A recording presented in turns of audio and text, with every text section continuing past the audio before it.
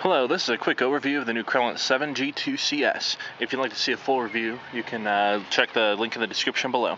So, the 7G2CS is one of Crelant's new lights in their CS series. You can see here that it's got the CS tagged onto the end of the name.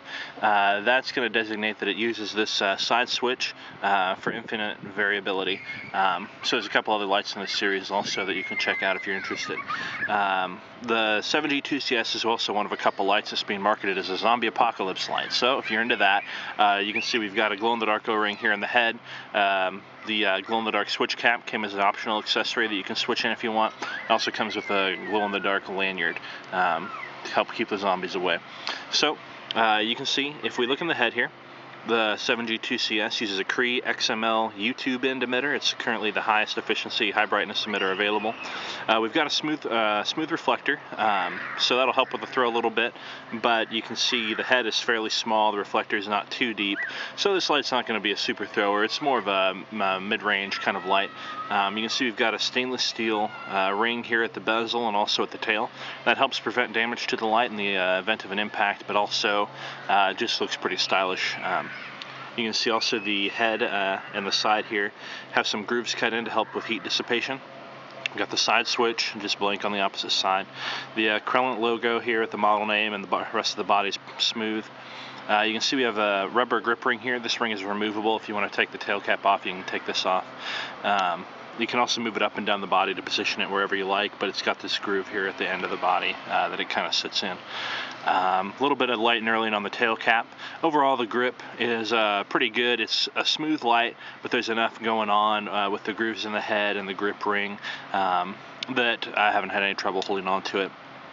And also, like I said, it's got this glow-in-the-dark tail cap. It's got a forward click mechanical switch, so if you press the switch down about halfway, the light will come on in momentary and then just come off again as soon as you release the switch. And if you push it into position all the way, the light will come on and it'll stay on until you click the light again.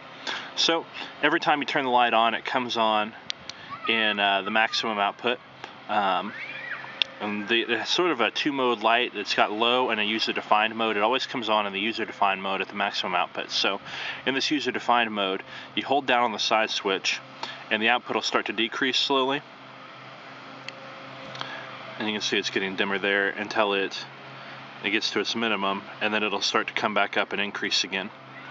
And at any time you can release it and it'll stop and it'll memorize that output until you turn the light off.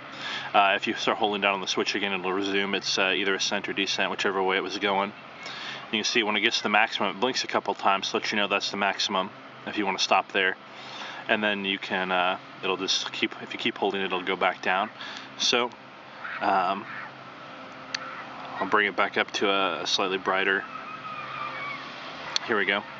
So say that's the level that I want, and I leave it there. If I give a quick click to the side switch, it'll automatically go to the lowest output available. I'm not sure if you can see that right now, but that's the lowest output available.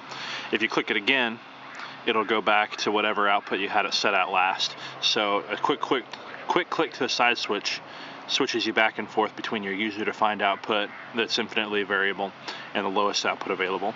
And it'll remember that output that you set until you change it, or if you turn the light off and back on, it'll come back on at maximum brightness.